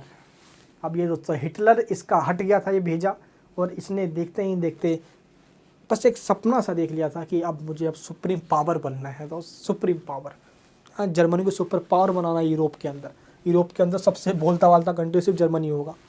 अब दोस्त जर्मनी को पावर बनाने के लिए तो हिटलर की जो पॉलिसी थी वो क्या थी कि दुश्मन को अपोज करो। मैं एग्जांपल देता हूँ, हिटलर दोस्त आपको पता है कि देखो, एक तरफ था यूएसए का ग्रुप जिसके अंदर ब्रिटेन है, फ्रांस है ना दोस्त, एंड मेनली आप ये समझ लीजिए ये यूएसए, ब्रिटेन एंड फ्रांस, एक ग्रुप ये रहा। और एक ग्रुप है इधर रसिया का ग्रुप, जिसको हम दोस्त यहाँ पे यूएसएसआर लिखते हैं, समझ में आ जाएगा आपको। एक तरफ है यूएसएसआर का ग्रुप, क्लियर है। अब हुआ ये कि यूएसएसआर की जो पॉलिसी है वो सोशलिज्म की है, और जो यूएसए की जो पॉलिसी है वो है कैपिटलिज्म की पॉलिसी है, समाजवाद और पूंजीवाद की। ये हिटलर साला बड़ा तेज था, बहुत दिमाग का तेज था भाई बंदा। इसने ये कहना स्टार्ट कर दिया समाजवाद मुर्दाबाद, समाजवाद मुर्दाबाद, समाजवाद तो बहुत घटिया है, समाजवाद तो बहुत खराब है, ये है वो है। ब्रिटेन ने सोचा अच्छा बेटा तो वो सही कर रहा है यार। जो रेस्ट्रिक्शन इस पर लगाए गए थे ट्रीटी ऑफ वर्साइल के तहत, under the treaty of Versailles, अब एक एक करके ये हिटलर इसकी बेइज्जती करता। दोस्त इसके तो ये दोनों दुश्मन में आपस में, अब दोनों आपस में दुश्मन है, तो ये इसका दुश्मनी है, मतलब ये दोस्त इसकी बुराई करता तो ये खुश हो जाते हैं। क्यों ये करता दोस्तों हिटलर ऐसा, ताकि ये ट्रीटी ऑफ वर्साइल को तोड़ सके, अपनी सेनाओं को बढ़ाए, आपस में कंट्री है को दोस्त आप आसपास के कंट्री पर इसने अटैक भी करना स्टार्ट कर दिया। और देखते ही देखते हिटलर समाजवाद मुर्दाबाद, सोशलिज्म मुर्दाबाद कहते कहते जब भी दोस्तों कुछ करता तो ये सोचते छोड़ना है हिटलर, कोई बात नहीं, कर दिया कभी उस पर अटैक करता, कोई बात नहीं, ठीक है कोई बात नहीं, अपनी सेनाओं को 5000 से 10,000 और बढ़ा देता, कोई बात नहीं। क्यों? क्योंकि हिटलर समाजवाद मुर्दाबाद, सोशलिज्म मुर्दाबाद कह रहा था, ये सारे खुश हो रहे थे भाई, सही था भाई। अब हुआ ये कि इन कंट्रियों का एक दोस्त था जो था पोलैंड, क्या नाम था, पोलैंड, जो कि जर्मनी चाहता था पोलैंड को अपने में शामिल कर ले, है ना, एक यूनाइट कंट्री बना ले। हिटलर ने पोलैंड पर अटैक कर दिया, लेकिन दोस्तों पोलैंड ब्रिटेन के साथ, ब्रिटेन के साथ एक एग्रीमेंट हो रखा था कि अगर पोलैंड पे कभी किसी ने अटैक कर दिया तो ब्रिटेन पोलैंड का साथ देगा और उस कंट्री को फोड़ेगा। अब हुआ ये कि 1939 को 1 सितंबर का दिन था, तो उस दिन, किस दिन, 1 सितंबर को 1939 को जर्मनी ने यानी हिटलर ने पोलैंड पर अटैक कर दिया, पोलैंड को अपने कब्जे में करने के लिए। अब भाई दिक्कत हो गया, अभी तो भाई हिटलर दोस्त कह रहा था इन सबको, और सोशलिज्म मुर्दाबाद कह रहा था। इसको दोस्त तुष्टिकरण की नीति कहा जाता है। तुष्टिकरण, एक को खुश रखकर दूसरे को नाराज कर अपनी पावर पॉलिटिक्स को जमाना। हिटलर दोस्तों इसमें बहुत तेज था यार, है यही कुछ मुसोलिनी ने किया। अब देखते हैं दोस्तों क्या हुआ यहाँ पे, पोलैंड पर अटैक कर दिया और 2 दिन बाद ब्रिटेन ने युद्ध की घोषणा कर दी। अब ब्रिटेन ने भी अटैक करना दोस्तों स्टार्ट किया, फ्रांस ने भी। और हुआ ये कि 1941 में, क्योंकि जर्मनी दोस्तों अब अकेला था नहीं, जर्मनी का साथ दिया किसने, जर्मनी का साथ दिया इटली ने एंड जापान ने। तो दोस्त इस तरीके से ये कहलाए एक्सिस पावर। एक्सिस पावर में कौन कौन थे, जर्मनी, जापान और इटली। इन तीनों की एक ग्रुप बन गई और एक तरफ दोस्तों दूसरा ग्रुप था और उस ग्रुप का नाम क्या था, अलियाइड पावर।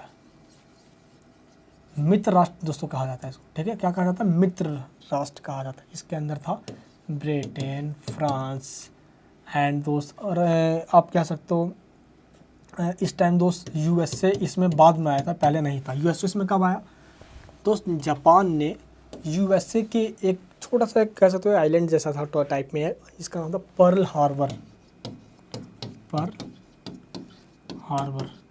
इस पे अटैक कर दिया जापान ने। यूएसए गुस्सा आ गया, अच्छा बेटा बड़ा तेज चल रहा था, मुझ पे अटैक करेगा। फाइनली दोस्त 1941 के अंदर यूएसए भी आ गया वर्ल्ड वॉर सेकंड के अंदर। और जब यूएसए आना है तो तबाही तो होना ही होना है, मचेगी तबाही। वो देखते हैं दोस्तों हुआ ये कि अब वर्ल्ड वॉर सेकंड बहुत तेज़ चला और एक एक सफाई करना स्टार्ट हुआ।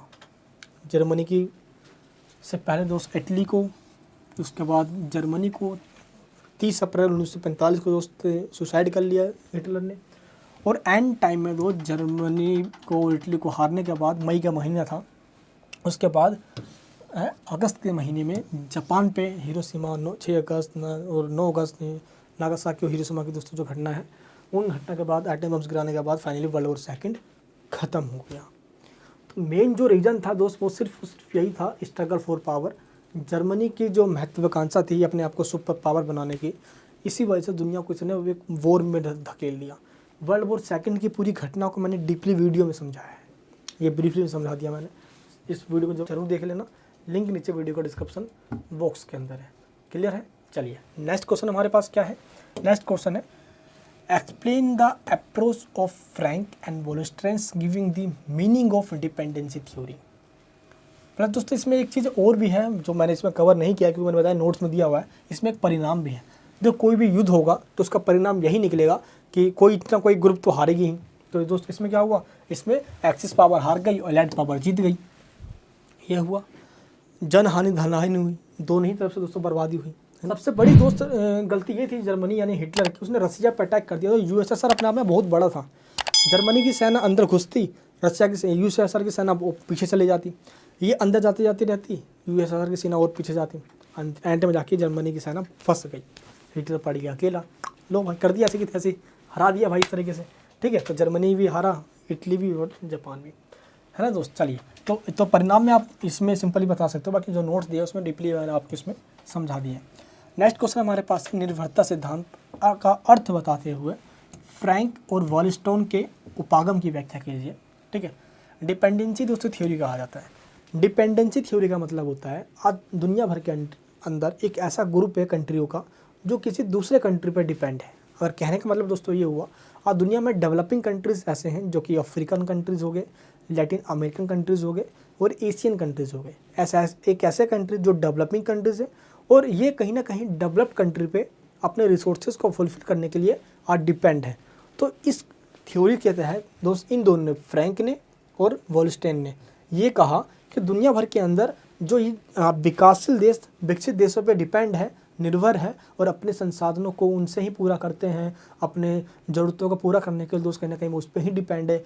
तो आज देखा जाता है जो विकसित कंट्री है, जो डेवलप्ड कंट्री है, वो कैपिटलिज्म की पॉलिसी को फॉलो करते हैं। अमेरिका, ब्रिटेन, फ्रांस, ये सब क्या है दोस्त, इनकी पॉलिसी कैपिटलिज्म की है, पूंजीवाद की पॉलिसी है, जहाँ पे अमीर अमीर गरीब गरीब हो जाता है।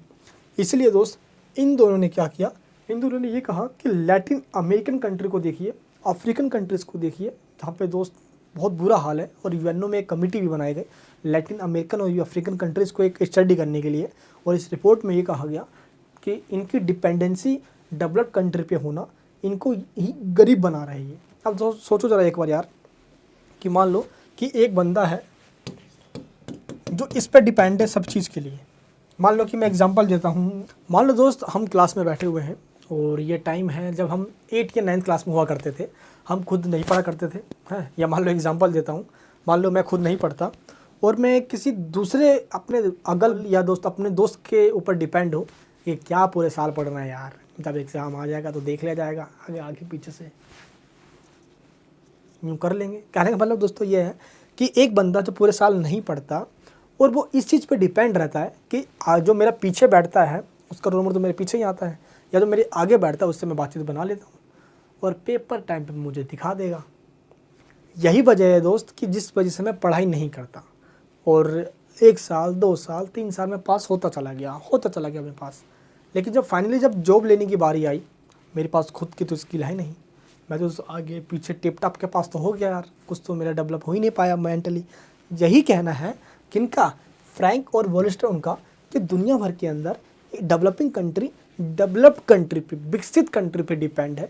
इसी वजह से दोस्त उनका आपसी विकास जो अपना जो इनका जो विकास डेवलपमेंट वो ही नहीं हो पाता है। तो दुनिया भर के अंदर इंडिपेंडेंसी का एक मतलब क्रिटिसिज्म ये भी कहा गया, आलोचना की गई कि ये जो विकसित कंट्री है ये पूंजीवादी कंट्री है, यहाँ पर कैपिटलिज्म है, अमीर अमीर और गरीब गरीब होता है वहाँ पे। इसलिए इस चीज़ को ख़त्म करने का सिर्फ एक ही तरीका है, इन दोनों के जो द्वारा जो कहा गया वो है सोशलिज्म।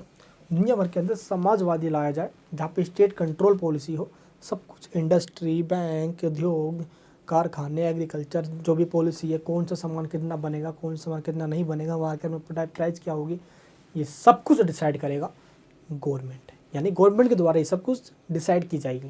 क्लियर है? तो ये चीज़ दोस्तों कहा गया इन दोनों के द्वारा, यानी सोशलिज्म के द्वारा ही समस्याओं का समाधान किया जा सकता है। नेक्स्ट क्वेश्चन है हमारे पास, discuss the issues and challenges before India and emerging power. यानी कि दोस्त भारत की समस्याएं क्या है, कमजोरियां और चुनौतियों का वर्णन कीजिए। यानी दोस्त हमें चैलेंजेस भी बताना है। मेन जो प्रॉब्लम भारत की है यार, वो कुछ देखो चुनौतियाँ भारत में है, प्लस कुछ समझ सकते हो कौन है भारत के अंदर ऐसे लोग भी हैं जिसकी वजह से हमारे देश के अंदर बहुत बड़ा खतरा भी आया हुआ है। देखिए दोस्त, भारत की जो मेन समस्या है वह पॉवर्टी है, गरीबी है, आज़ादी से लेकर अब तक, अनएम्प्लॉयमेंट है, बेरोज़गारी है, बहुत जो लंबे टाइम से चले आ रही है।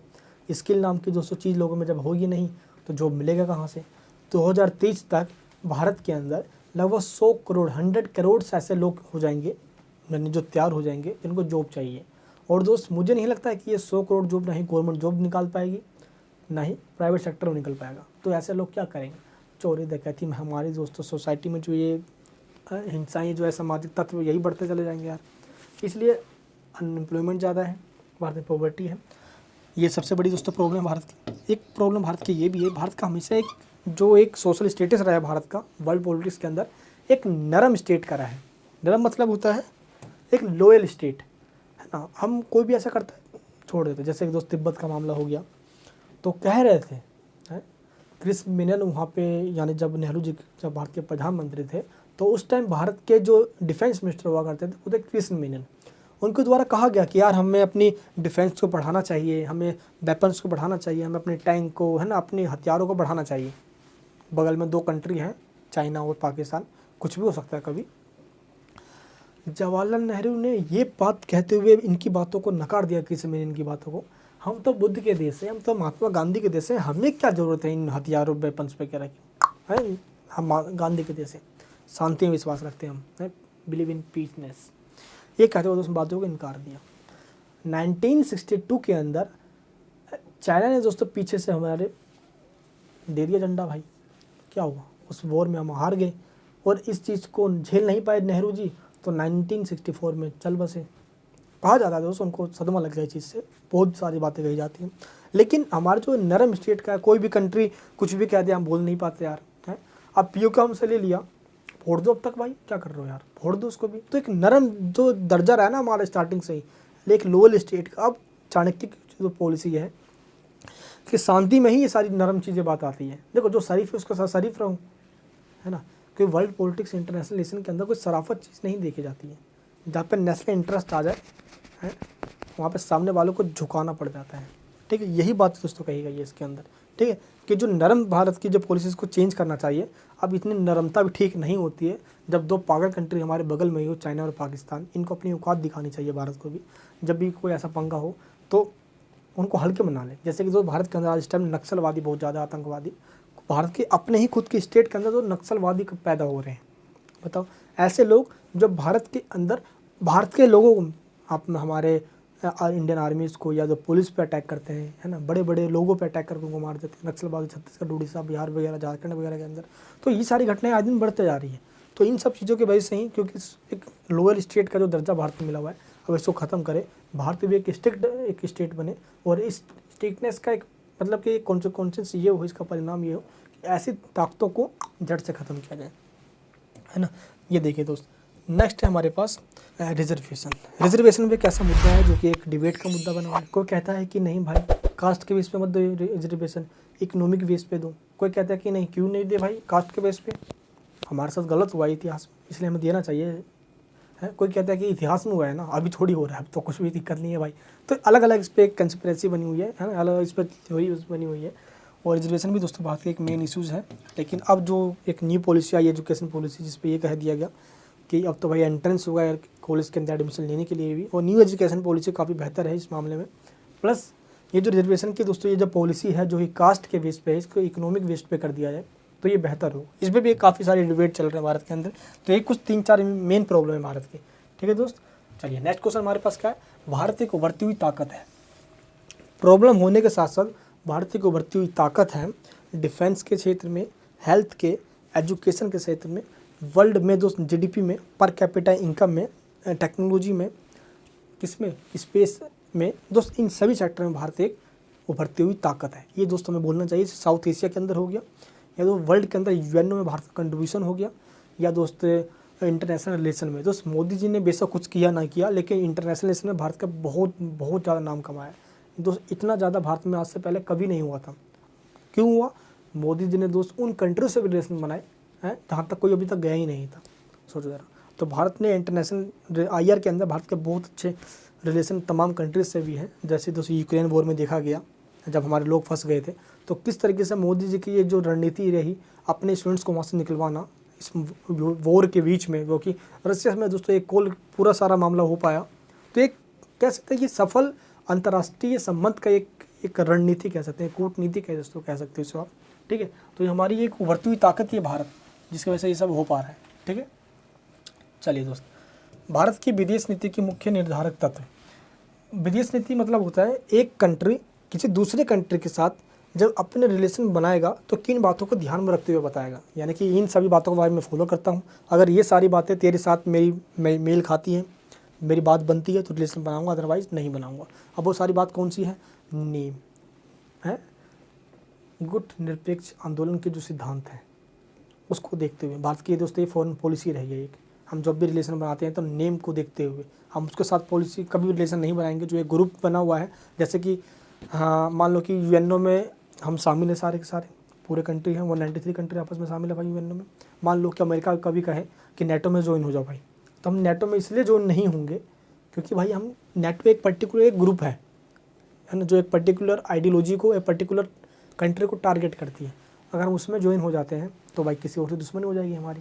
तो हम फॉरेन पॉलिसी को देखते हुए बनाते हैं। तो फर्स्ट हमारी नॉर्मलाइज मूवमेंट है, हम सेकंड हम कॉलोनिज्म एंड एम्पीरियलिज्म का अपोज करते हैं, हम साम्राज्यवाद और उपनिवेशवाद का हम विरोध करते हैं दोस्त।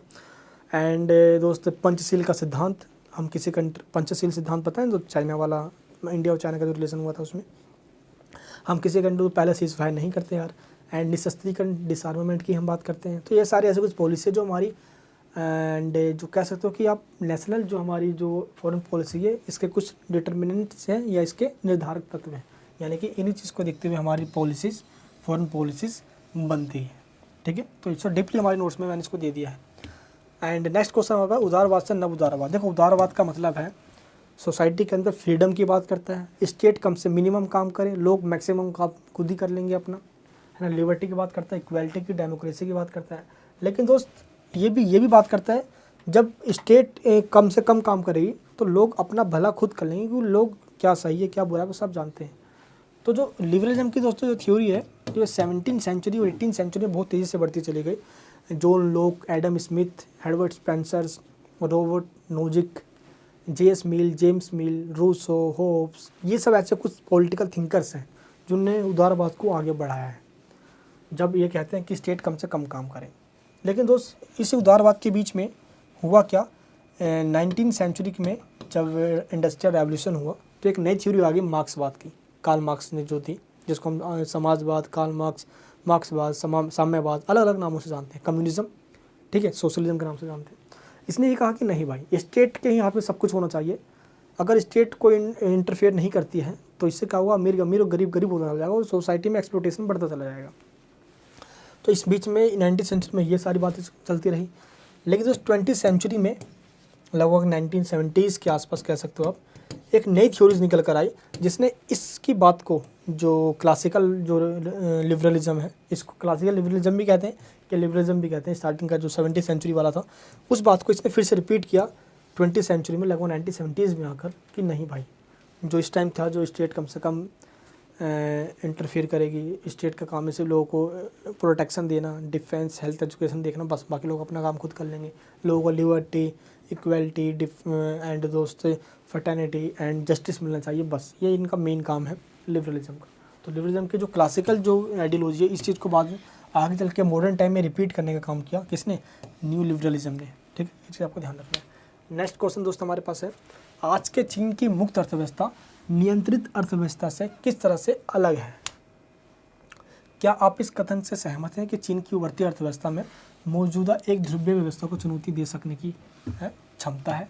नहीं दोस्तों, इस टाइम जो फ्री इकोनॉमी जो है चाइना की, है ना, वो एक मुक्त अर्थव्यवस्था है कि नियंत्रित अर्थव्यवस्था से किस तरह से अलग है? क्वेश्चन पहले समझना दोस्त, कहना क्या चाह रहा है ये, जो मुक्त अर्थव्यवस्था है वो नियंत्रित अर्थव्यवस्था से अलग है। कहने का मतलब ये है दोस्त कि चाइना के अंदर 1949 के अंदर चाइना रेवोल्यूशन हुआ, वहाँ पे रेवोल्यूशन के बाद वहाँ पे एक कम्युनिस्ट कंट्री बन गया चाइना एक, और माओ से तुंग वहाँ के नेता कह रहा है जिसने ये लेकर आया, और वहाँ की सोशलिज्म जो व्यवस्था थी, उसी वजह से मैंने आपको दोस्तों स्टार्टिंग में बताया कि सोशलिज्म में क्या होता है, सभी कुछ स्टेट के हाथ में होता है। अब हुआ ये कि सब प्रोडक्शन कितना करना है, क्या नहीं करना है, कहाँ पे काम होगा, बैंक, इंडस्ट्री, सब कुछ गवर्नमेंट के हाथ में है और गवर्नमेंट डिसाइड करेगी। तो इतनी दोस्त तेज़ी से डेवलपमेंट नहीं हो रहा था। लेकिन 1976 में क्या हुआ, माओ से तुंग जो कि कम्युनिस्ट लेके आने वाला था, वो मर गया। इसके बाद देंग स्याओपिंग ने 1978 के अंदर क्या किया, कौन था, देंग स्याओपिंग एंड चाओ एन लाई, अलग अलग नाम के दोस्तों लोग हैं, उन्होंने क्या किया, आपस में मिलके एक ओपन डोर पॉलिसी लेकर आए। और ओपन डोर पॉलिसी का मतलब ये हुआ खुले द्वार की नीति। अब जो गवर्नमेंट के हाथ में उसको प्राइवेट करो, अब प्राइवेटाइजेशन की पॉलिसी लेकर आ गए, जहाँ पे सोशलिज्म भी है तब प्राइवेटाइजेशन करने लग गया। दुनिया के देशों को अब इन्विटेशन दे रहे हैं कि आओ चाइना में आके यहाँ पे अपनी इंडस्ट्री को लगाओ, व्यापार करो, कोई अब रोक टोक नहीं हो, कोई गवर्नमेंट रेस्ट्रिक्शन नहीं लगाएगी। और संघाई को, बीजिंग को दोस्तों देखा जाए, बीजिंग जो उसको कहा जाता है, उसको सेज बना दिया गया। सेज मतलब होता है स्पेशल इकोनॉमिक जोन, है ना, वहाँ पे दुनिया भर कंट्री आके अपनी इंडस्ट्री लगा सकती है। जैसे दोस्त इंडिया के अंदर जो सेज है वो गुड़गांव है, नोएडा वगैरह का सेक्टर जाओगे आप तो वहाँ पे लगेगा, आप न्यूयॉर्क में आगे बड़े बड़े वहाँ पे इंडस्ट्री लगे हुए दुनिया भर कंट्री, तो भारत का वो सेज है गुड़गांव वगैरह, नोएडा वगैरह, ठीक है। तो वैसे ही बीजिंग, सिंघाई वगैरह है जो चाइना का, वो सेज है, ठीक। तो अब वहाँ पे क्या, वहाँ पे जो कंट्रोल इकोनॉमी है वो कहीं ना कहीं फ्री इकोनॉमी में चेंज हो गई है। लेकिन दोस्त आज जो चीन है वो एक ऑल्टरनेट पावर है दोस्त, चाहे वो जीडीपी के मामले में हो, आर्मी के मामले में हो या इकोनॉमी के मामले हो, दोस्त बहुत तेज़ी से बढ़ता आ रहा है। चाइना से दोस्त देखो, फादर ऑफ कोरोना कहा गया, और इसको भी चाइना को, चाइना से दोस्त कुछ सीखे या ना सीखे, बट हम ये ज़रूर सीख सकते हैं जिसने बहुत तेज़ी से विकास किया अपना, वर्ल्ड लार्जेस्ट पॉपुलेशन होने के बावजूद भी। तो ये चीज़ से जरूर सीखी जा सकती है कि किस तरीके से इसने विकास किया, इसका जो विकास का मॉडल है। फिर भी दोस्त चाइना की जो सामान्य होते हैं उनके बारे में ये भी कहा जाता है यार, चल गया तो चांद तक, नहीं चला तो शाम तक, खत्म भाई इसका मामला तो यार, है ना। तो चाइना आज उभरती हुई ताकत है, डिफेंस, हेल्थ, एजुकेशन एंड दोस्त वहाँ की, भारत से भी दोस्त मानोगे नहीं यार, भारत से जो नीट की प्रिपरेशन के लिए, मेडिकल की प्रिपरेशन के लोग चाइना में पढ़ने के लिए जाते हैं।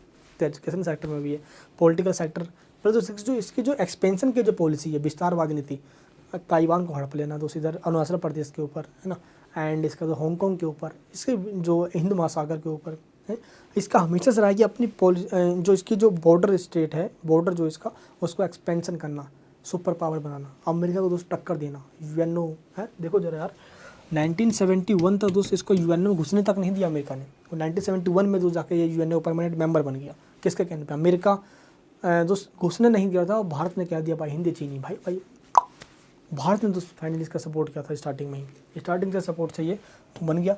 और 2001 में दोस्त ये बन गया WTO का मेंबर, वर्ल्ड ट्रेड ऑर्गेनाइजेशन का मेंबर। दुनिया भर के अंदर इसने ट्रेड किया, ट्रेड रिलेशन बनाया, और इसी वजह से हुआ क्या, इसकी जो विकास की रफ्तार है वो तेज़ी से बढ़ती चले गई। वेस्ट मटेरियल जो होते हैं दोस्तों उनका इसने यूज कर करके इतने सारे दोस्तों इसने सामान बनाना स्टार्ट कर दिया। सस्ते सामान जो लोगों को भाता है ना, सस्ता जो होता है वो लोगों को भाता है, और लोग उसको चुटकी में ले लेता है भाई। यही हुआ भाई, तो चीन एक महाशक्ति बन गई। डीपली में दोस्त मैंने अपनी वीडियोज़ में भी प्लस इसके नोट्स में समझाया हुआ है। नेक्स्ट क्वेश्चन है, what is the role of Russia in world politics. देखो तो रसिया का आज अगर देखा जाए यूएसए की तरफ है, तो रसिया आज ऐसा नहीं है कि पावरफुल नहीं है, तो यूएसए के बाद सेकंड नंबर पर रसिया ही आता है, थर्ड नंबर पर दोस्त चाइना आता है इकोनॉमी वगैरह के अंदर वगैरह, ठीक है। लेकिन रसिया आज भी बहुत कुछ है, डिफेंस में, हेल्थ में एंड एजुकेशन सेक्टर में भी दोस्त आज है ये रसिया। और दोस्त यूएनओ के अंदर परमानेंट मेंबर है, तो इसके पास वीटो पावर है। नेचुरल रिसोर्सेज की वजह से दोस्त, चाहे इसके पास जो पेट्रोलियम है, कच्चा तेल है, भारत में दोस्त का लगभग इससे 1% तेल वहीं से लेता है, रसिया से ही, तभी दोस्तों आज महंगे हो रहे हैं यूक्रेन और रसिया के वॉर की वजह से। एंड भारत के जो डिफेंस के जो टूल्स वगैरह, चाहे हथियार हो गया, MiG-21 हो गया, है ना, तमाम दोस्तों जो हमारे पास जो डिफेंस के जो टूल्स जो सामान जो आते हैं, वो कहने के लगभग 80% दोस्त हम रसिया से ही लेते हैं वो। तो रसिया हमारे डिफेंस के जो चीज़ें उनको हमें पूरा करता है। तभी दोस्त मैंने आपको स्टार्टिंग कहा था हमें कब तक रसिया पर डिपेंड होना पड़ेगा। हाँ भाई अच्छा दोस्त हमारा, लेकिन फिर भी डिपेंड मत हो यार, कभी कुछ भी हो गया तो भाई लो डिपेंड हो, ऐसी तैसी हो जाएगी यार, ठीक है। तो हमें अपना भी एक सेल्फ मेड बनना चाहिए, मेड इन इंडिया को प्रमोट करना चाहिए। तो नेक्स्ट क्वेश्चन है, जापान विश्व की एक वैकल्पिक शक्ति किस प्रकार बन सकता है। How can Japan become the alternate power of the world. देखो दोस्त 1945 के बाद जापान की कंडीशन ख़राब हुई, हम सब जानते हैं, लेकिन जापान की जो एक पॉलिसी बन गई यार, और इसने रिलेशन बनाया अपने अमेरिका के साथ मिलकर कि जापान को प्रोटेक्ट करेगा अमेरिका, और इसकी इंटरनेशनल पॉलिसीज़ में भी प्लस ट्रेड रिलेशंस में भी बहुत तेज़ी से आगे बढ़ता चला गया।